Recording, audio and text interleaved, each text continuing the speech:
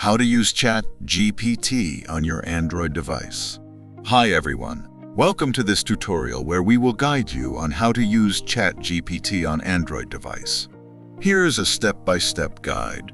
Go to the Google Play Store on your Android device. Search for ChatGPT. In the search bar at the top, type in ChatGPT or OpenAI ChatGPT and press enter or tap on the search icon. Select the app.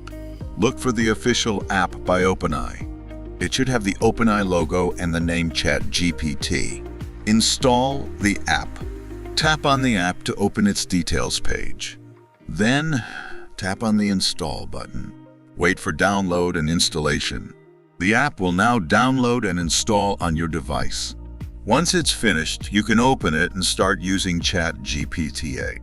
Make sure your device is connected to the internet throughout this process, as the app requires an internet connection to communicate with OpenAI servers. Thanks for watching.